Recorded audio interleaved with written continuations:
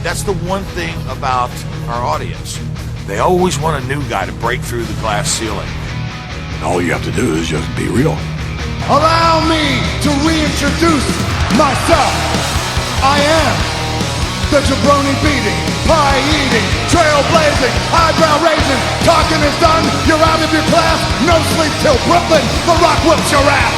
Woo! I wish you and King would quit talking. Welcome to Around the Ring, episode 55 for Monday, February 8th, 2016. I'm your host, Dave Brown. Hope everyone's having a great day. Yesterday was the Super Bowl. Apparently a lot of people watched it.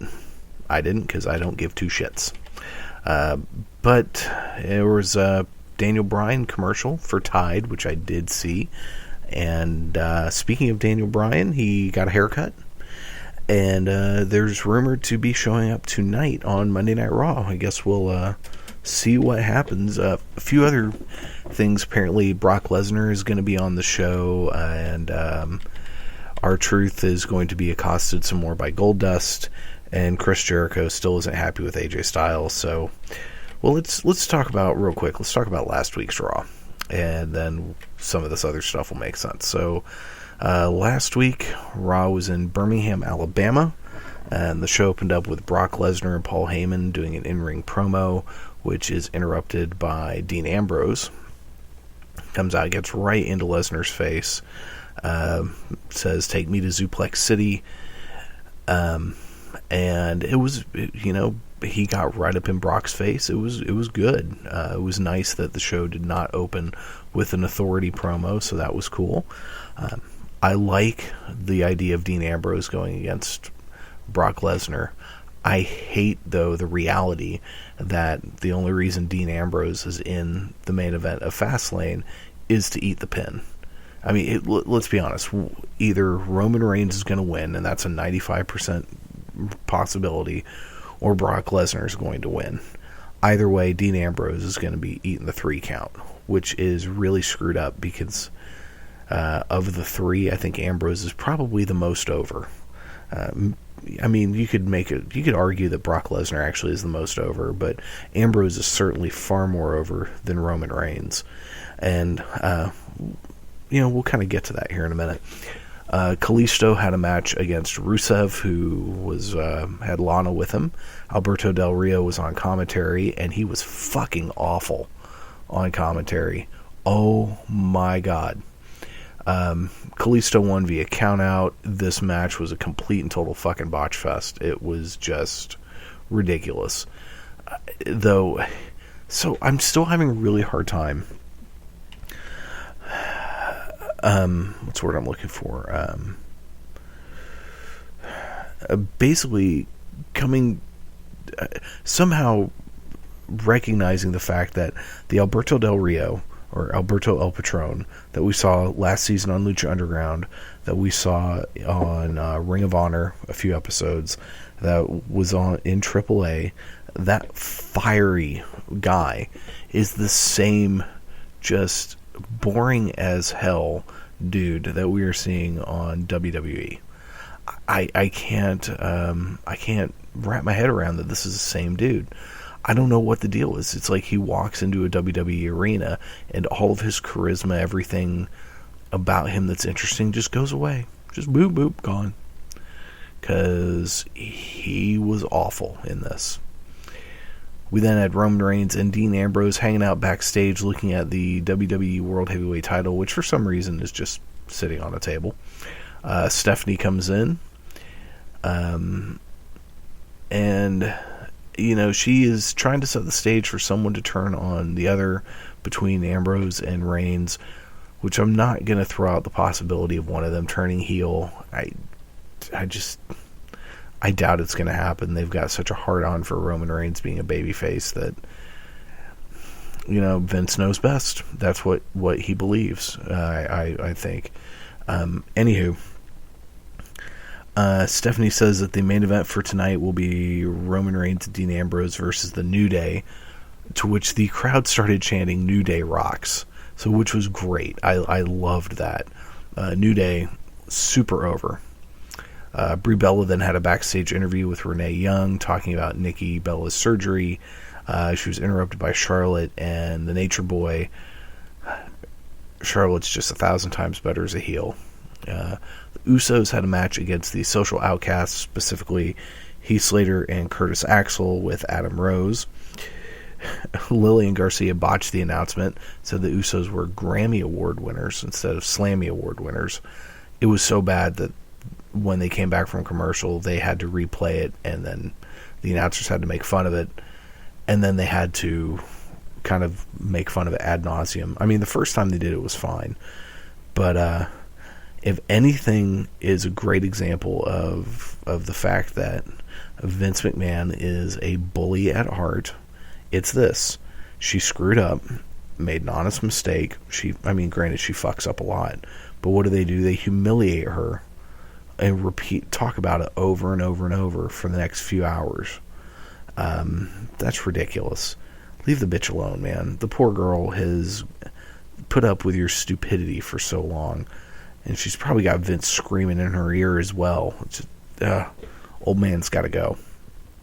Old man has got to go. When the Social Outcasts were coming to the ring, they were cutting a promo.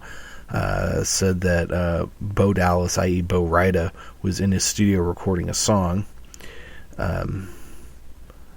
And it ended up actually being Axl Rose or Axl Rotten. Axl Rotten passed away recently this week. Rest in peace, Axl Rotten.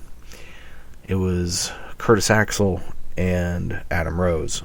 Actually, they were the ones in the match, and Heath Slater was on the outside of the ring, which is another fuck up that Lillian Garcia made. Though the reality was, Blackjack Mulligan is really, really sick, and so Bray Wyatt and Bo Dallas, who are Mike Rotunda's kids, whose grandfather is Blackjack Mulligan, left to go be with him because apparently he was real freaking sick, and so that I'm sure threw off things because the Wyatts had some stuff later on, and we'll get to that in a minute. But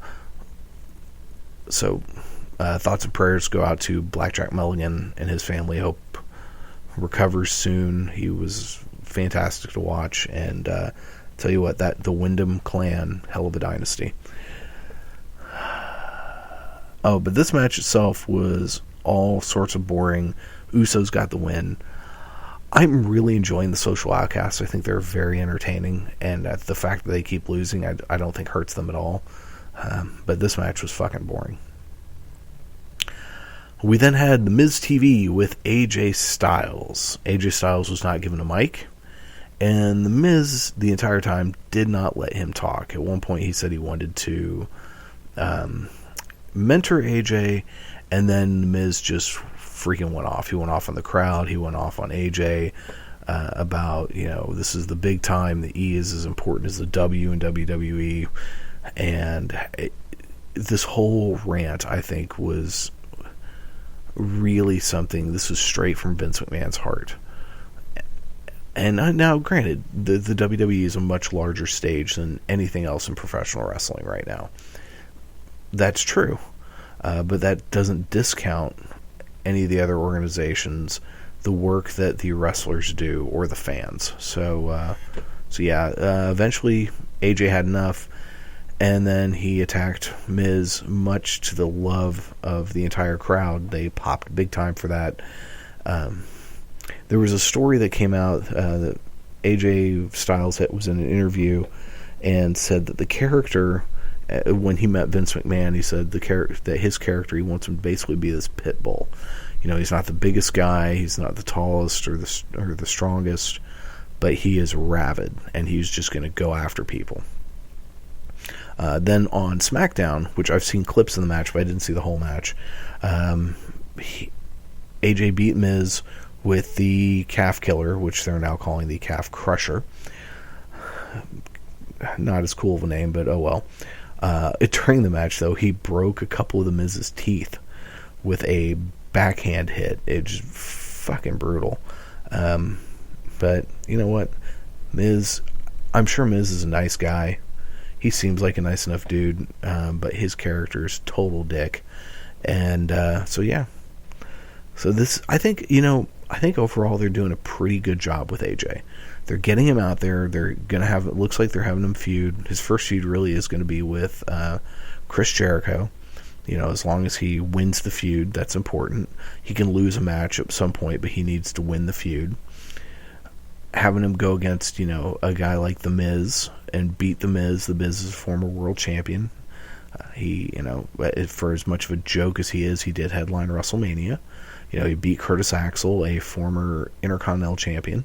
So, yeah, having him program with Jericho, who doesn't need to win the program at all, is great.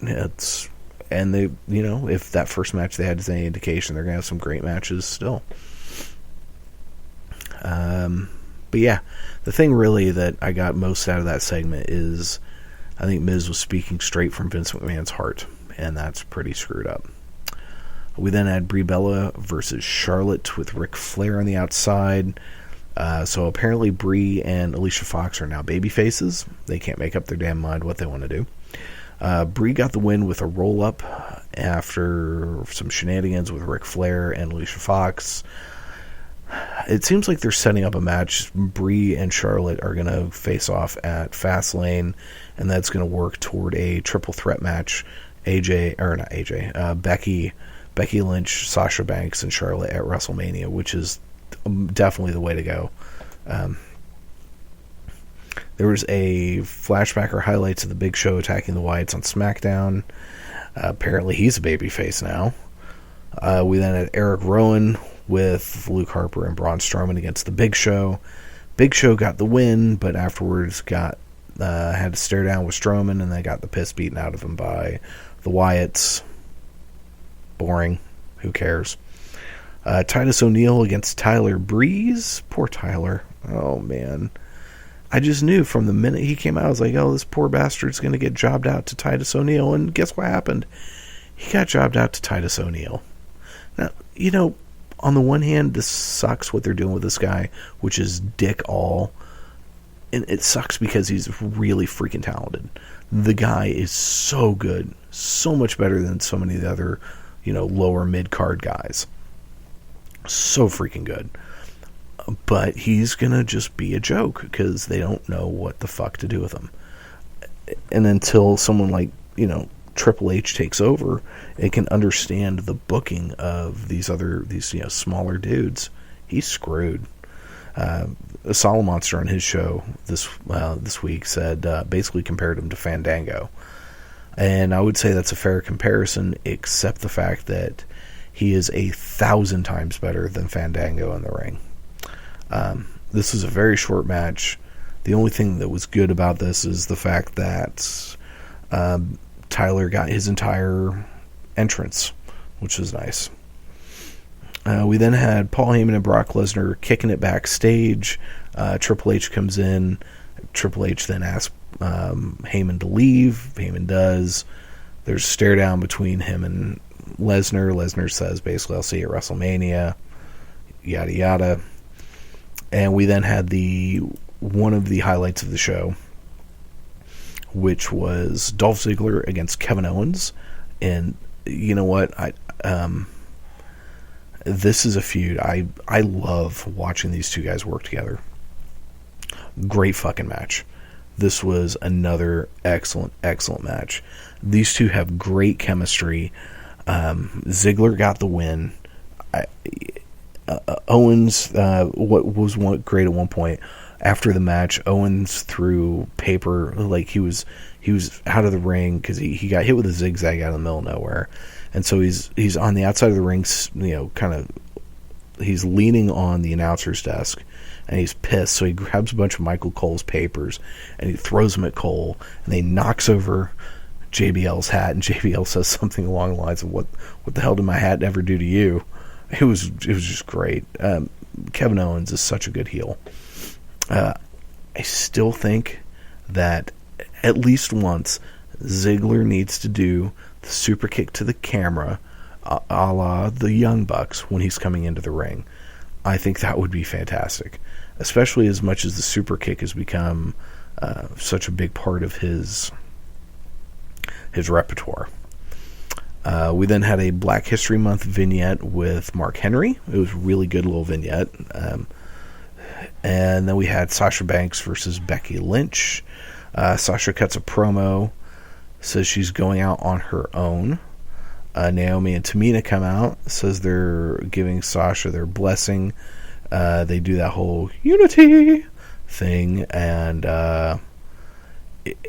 Sasha's part of this promo was great. Tamina and Naomi sucked. So after the match starts, there's back and forth. It ended up being a pretty short match. Tamina and Naomi go to attack Becky on the floor. Sasha stops them. Tamina and Naomi then attack Sasha. Becky makes the save. So I suspect at Fastlane we'll have a tag team match between these two, and then that will work into the three-way going into WrestleMania with Becky, Sasha, and Charlotte.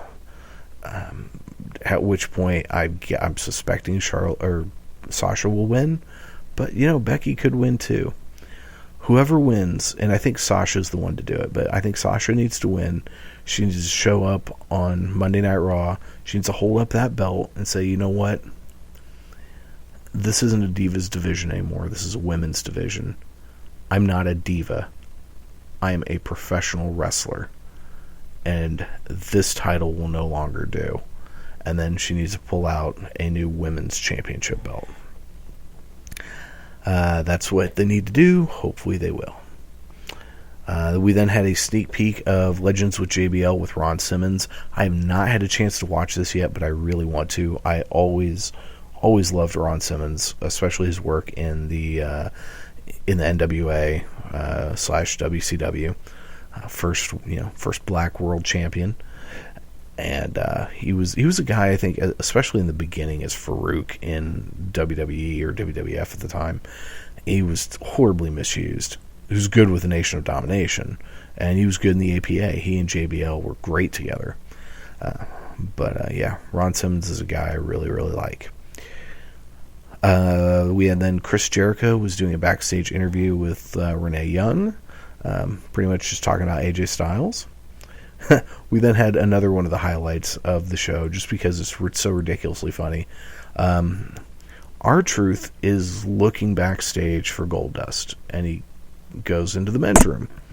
Why their cameras are following him into the men's room, I don't know, but he finds Goldust in a stall, squatting barefoot on a toilet. Yeah.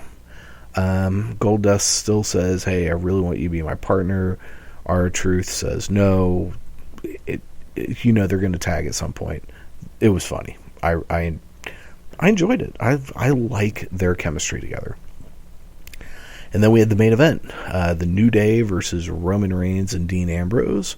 New Day came out and they do their thing when they come out. Oh, in the name of the city, and they called Birmingham Bootyham. It was great. Paul Heyman was on commentary, making Michael Cole look like a just ridiculous piece of crap. New Day cut a promo on The Rock, referred to Bootygate, and they made fun of the whole TV PG thing. And then they point out this kid dancing in the front row. He was doing the New Day booty dance, and he and his dad are sporting Bullet Club t-shirts, and they just focus right in on it, and they show this kid grooving away. It was great. It was awesome. This crowd was super behind the New Day.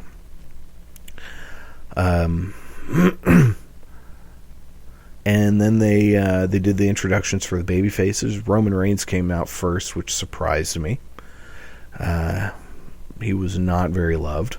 Dean Ambrose then came out, got a big pop. Easily, though, the New Day was the most over thing on the show, just by far. At one point, Roman got a hot tag and got booed. And this is a bad sign. Birmingham, Alabama, this is not what I would have called a smart crowd. They weren't your atypical, really low wrestling information casual crowd, but they weren't a they weren't like that Orlando crowd. They weren't like a Philly crowd. But they just shit on Roman Reigns when he got that hot tag. And that is not a good sign, man. Not a good sign at all. Dean and Roman got the win. So it ended up, Dean hit I forget who it was on, or no, wait. Roman hit a Superman punch, which Dean turned into a Dirty Deeds and got the pin. People were very into Dean Ambrose, not at all into Roman Reigns. Brock Lesnar's music hits. He comes out. As he's walking out, the New Day attack Roman and Dean. Lesnar gets in the ring, F5's Ambrose, and that's how we go off the air. So the things really to take away from this are the Dancing Kid in the Bullet Club t-shirt was great. New Day over as fuck. People still don't like Roman Reigns. Dean Ambrose needs to be pushed to the moon. Slow burn on AJ Styles is working well. And Dolph Ziggler and Kevin Owens again have the best match of the week on WWE television. It's because they're fantastic together. That's the takeaway. Oh, and Team B.A.D is no more, thank God. That was Monday Night Raw. That was it.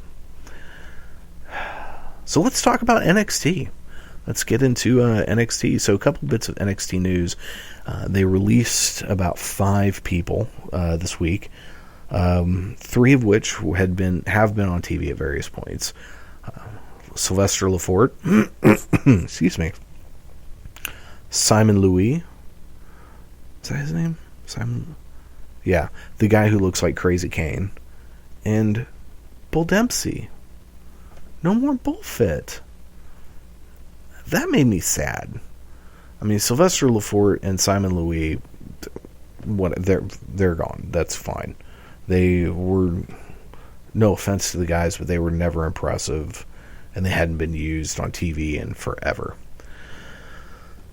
But Bull Dempsey, man, that sucks, because he had potential as a cute, lovable, fat guy. He was funny. So that made me very sad. He is taking independent bookings right now. Apparently he's already booked somewhere, so good luck to Bull. And actually good luck to all of them that lost their jobs. That sucks, but I think Bull's going to be fine. The show opened up with the Vaudevillains taking on the Hype Bros. No 20-minute authority promos. That was nice. Vaudevillains get the win. They're still doing their slow creep to heel, or I guess they are heels. They're just angry now. Best part about this was Corey Graves just going off on how much he hates the Hype Bros. On commentary was fantastic, and he and Todd Phillips are doing a good job, or Tom Phillips. We then had Carmelo had a previously recorded backstage interview with Tom Phillips. It wasn't bad. It was one of Carmelo's better interviews. We then had Dash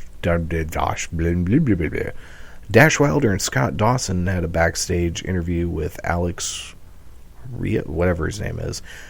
These guys are really good. I remember at first just thinking they were just complete and total jabrones, and I have turned the page, man. They're one of my favorite tag teams out there right now.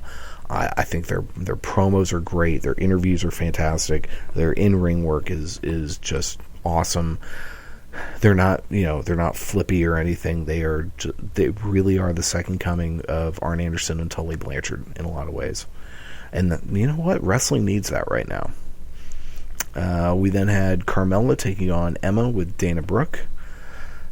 And one thing that I really liked is that when they were introducing the 2 ladies, they said this is a women's match, or a women's division match, instead of saying it's a divas match. That was very nice. Carmella got the win with a backslide. She is definitely getting better in the ring, but she's still so super green. We then had a replay of the ending of the main event from last week. Little interview clips with Sami Zayn and Samoa Joe, though Joe's was not really much of an interview. He just kind of lunged at the Excuse me, guy asking the question. We then had an American Alpha vignette. I still don't like that name. Enzo Amore and Colin Cassidy came out to much love from the NXT Full Sail crowd and went against a couple of scrubs. And there was a couple of... Corey Graves was great in this match. There was one moment he said, "There's a real good possibility I'm going to punch you in the throat, Tom," which made me laugh. And then another point he said, "Tom, what do you know about this Jamoke getting abused by Big Cass?"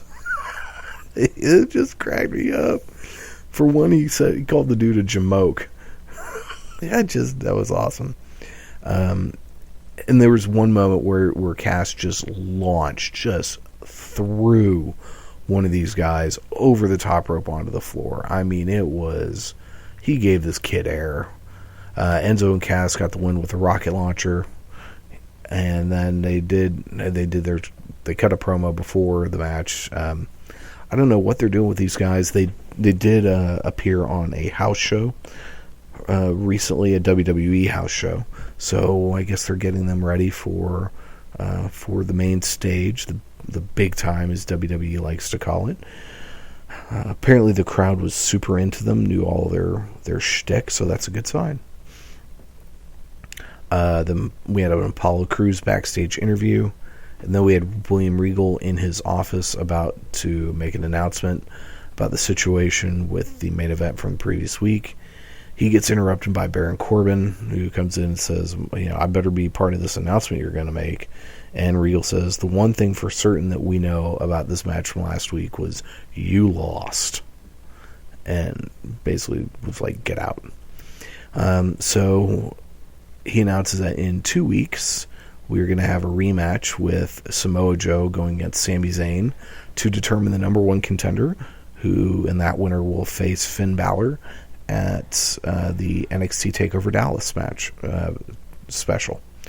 That is, of course, if Finn Balor is healthy. Finn, at a house show, fucked up his ankle during a coup de grace, and he was walking out on crutches. The next night, Bailey did his whole ring entrance thing. There's a couple of videos of it online, and it's brilliant.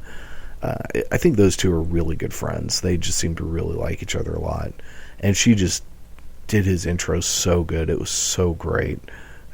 Lots of fun. It's another reason why I just love NXT, is things like that. We then had Asuka going against Santana Garrett. Asuka got the win, and she just destroyed this poor girl. Asuka is super impressive. We then had Finn Balor doing a backstage interview. One thing I think they're starting to slowly burn. They're starting to do a slow burn on the heel turn, because he's getting kind of arrogant in his interviews. And maybe when the Carl Anderson and Doc Gallows show up and they reform the Bullet Club, maybe that's when he'll go full blown heel, or maybe he'll just be a tweener. And then we had Apollo Crews against Finn Balor as the main event. This match was not as good as the title match they had a few months ago, but this was still a good match. There were a ton of rest holds, though, during the match, but the ending was great. There was a great flurry, and it ended with Balor hitting the missile dropkick into the corner, hitting its coup de grace, and then just for good measure, he hit a Bloody Sunday and got the win over Apollo. They shook hands after the match. It was good. So that was that. None of the matches on the show really stood out as match of the week contenders or anything like that. None of them sucked, but it was just another good hour of pro wrestling, and it continued the stories to where they need to go, getting ready for TakeOver Dallas. So let's move on. Let's get into Ring of Honor. Ring of Honor this past week, and this was the January 30th edition. It had 3 matches, and that's all. Ring of Honor TV, it just gets right to it, and I really enjoy that. Mr. Wrestling 3, i.e. Steve Corino and Kevin Kelly, were on commentary. The show started out with Masada against Roderick Strong for the TV title. And Masada apparently is a dude I'm not familiar with. He does a lot of Japanese deathmatch stuff. He brought these skewer-looking things to the ring that look nasty. Roddy won with a knee to the head at one. It was just a sick looking knee to the head. And after the match, Bobby Fish came out, cut a promo, and you can definitely tell Roddy is going heel. This is more setting up there. I'm sure going to have a match at the 14th anniversary show, so it's working on setting that up. We then had Colby Corino with BJ Whitmer come out against Punisher Martinez in a Top Prospect Tournament Round 1 match. This Punisher dude is impressive looking. He's a big, tall guy. In a way, I'm surprised WWE hasn't picked this guy up, because he's got the big look that they love. This match was more competitive than you would think. Colby Corino is tiny. He's like 160 pounds. He is just a tiny, tiny dude. And Punisher did get the win with this neat chokeslam looking thing. At one point, he did this bit where he did the powerbomb onto the ring apron, but it was so brutal looking. Oh my god. It just looked like it sucked. After the match, BJ Whitmer cuts a promo, calls out Mr. Wrestling 3 as Steve Corino, and says, and ends up, basically at the end of it, he ends up attacking Colby to get to Corino. He leaves, gets right in Steve Corino's, or Mr. Wrestling 3's face. When we come back from commercial, they show something that happened during the break, which was Mr. Wrestling 3 was helping Colby Corino out of the ring.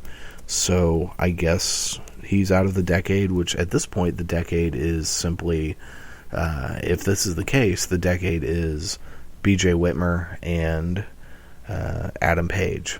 They're going to need to get someone else, but I'm starting to turn around on BJ Whitmer. Just the fact that I appreciate how good he is as a heel, because he is fucking hated. He is beyond a shadow of a doubt, the most hated guy in Ring of Honor. And I kind of appreciate that. The way he's able to get the crowd to just loathe him is really good. The other thing is Adam Page I actually really like. I think he is really, really good. We then had a replay of that whole number one contender segment from last week that was Nigel McGuinness, and ended up being joined by Jay Lethal, and Adam Cole came out, and Kyle O'Reilly came out, that whole thing. And that, which is what set up the main event for this week, which was reDRagon against Adam Cole and Jay Lethal, with Truth Martini and Taylor Hendricks in the corner. This was a great fucking match. Stuff all over the place. It ended with Lethal going for a lethal injection. He was going to hit O'Reilly with it, but Bobby Fish pushed Adam Cole in the way, knocking O'Reilly out of the way. Jay Lethal hit Adam Cole with the lethal injection, did a great shock face. reDRagon then knocked Lethal out of the ring, hit Chasing the Dragon, got the win. Really good match. Not as good as that triple threat match from a couple of weeks ago, that Philly street fight thing. Not that good, but this was really, really good.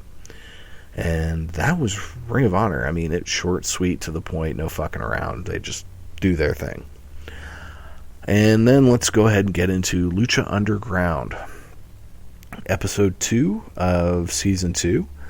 And we opened up with a backstage segment. Prince Puma is working out. He's thinking about how he lost the title. He gets approached by Pentagon Jr., who says, that we're tagging tonight. You're going to have to be my partner. Some back and forth. They got into a little bit of a fight, which it was just really set the stage nicely for what was to come. First match was Johnny Mundo against Killshot, and this match was excellent. It wasn't very long, but it was excellent.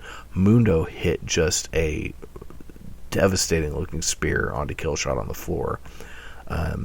Mundo got the win, but this was a just excellent match. Killshot is great. Mundo starts cutting a promo on Mil Muertes, who is still, up there sitting on his throne watching everything going down.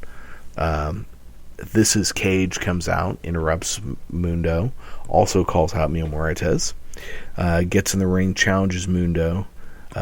Mundo leaves, and then as Cage is continuing to talk, jumps back in the ring, attacks Cage, and then Cage is about to just fuck Mundo up, and Mundo runs away. So I think we're going to, at some point soon, get a Cage Johnny Mundo match, which I'm really looking forward to. That should be really good. But this was, that Killshot Johnny Mundo match, that was one of the best matches of the week. I mean, so I think the three best matches of this week were Johnny Mundo against Killshot, the reDRagon versus Adam Cole and Jay Lethal match on Ring of Honor, and the Dolph Ziggler Kevin Owens match on Raw. We then had a Marty the Moth thing backstage where he still has Sexy Star tied up in an office. He did some weird thing with a butterfly. It was just creepy as all hell. We then had a Darewolf PJ Black vignette, the former Justin Gabriel, who he basically asked to be released from WWE because they were doing fuck all with him. And he has been working in, I think he's done some work in PWG, and he's done some stuff in New Japan, and he's now in Lucha Underground. And he's just awesome. I really like this guy. And that takes us to his debut match.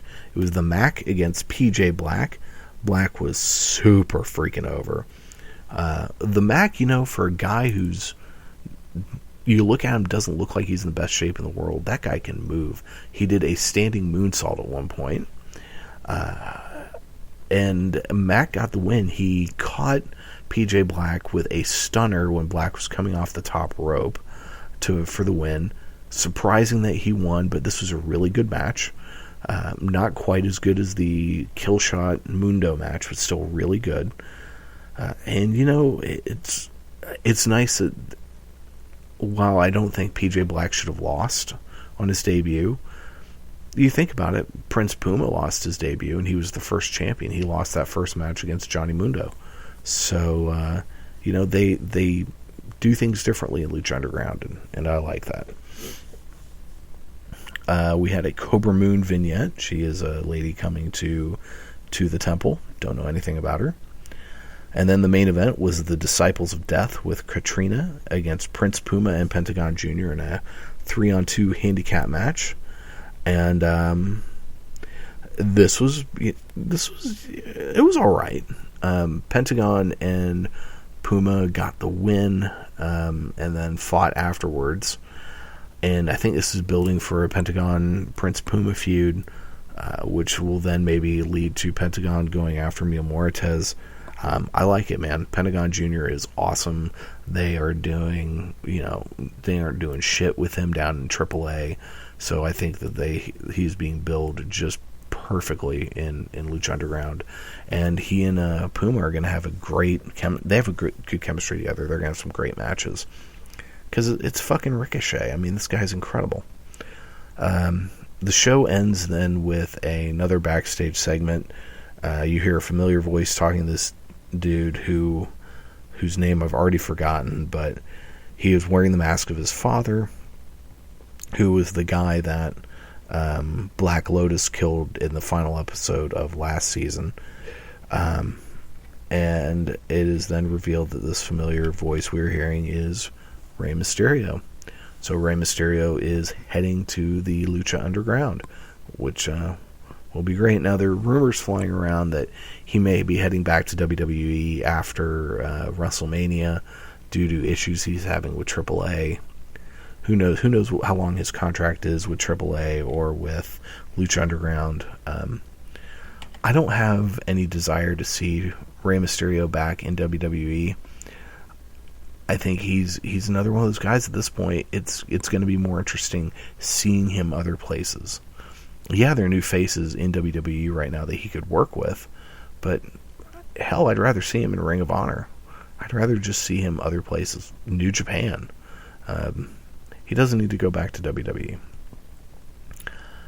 And yeah, that's pretty much it. A couple of quick kind of downer things.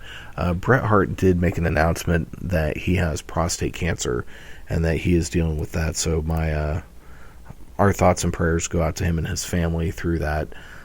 Also, probably honestly my favorite podcast, the one that I listen to religiously every single week, is The Solid Monster Sounds Off. I love that show. A lot of the way I do this show is based on the outline that he kind of uses. And Jason Solomon announced on his most recent episode that he has a very rare form of blood cancer, which sucks. And so my thoughts are going out to him and his family. His mother's dealing with some cancer as well. So yeah, my thoughts go out to them, and I wish them the best in their recoveries. And yeah, so kind of a little downer note, cancers with some people passing away this last week, but sadly that's kind of part of life, man. It sucks, but it happens. And so for everyone who is suffering with some horrible illness, going through tough times, keep your head up. It'll get better. That's what we always have to. We have to keep going. And yeah, so on that depressing note, make sure to follow us on Facebook and Twitter and everything. The handle for both of those is Around the Ring OK. If you have any questions, comments, suggestions, send me an email, aroundtheringok at gmail.com. Also, still looking for a permanent co-host. So if you would be interested, shoot me an email. And oh yeah, you can listen to this show on Stitcher, TuneIn, and you can download it through the iTunes. So if you do happen to listen in any of those platforms, give us a ranking there, thumbs up, star ranking. Even if you don't like what we're doing, let me know. I'd love to get some feedback. And that is pretty much going to do it for this week. Hope everyone has a great week. And as Jerry Springer always says, take care of yourselves and each other. You've been listening to Around the Ring on the Spark Radio Network. All you have to do is change your point of view. And believe. Austin 316 says I just whipped your ass. Bam! Woo! This sucks more than anything that I've ever sucked before. What? It's for charity.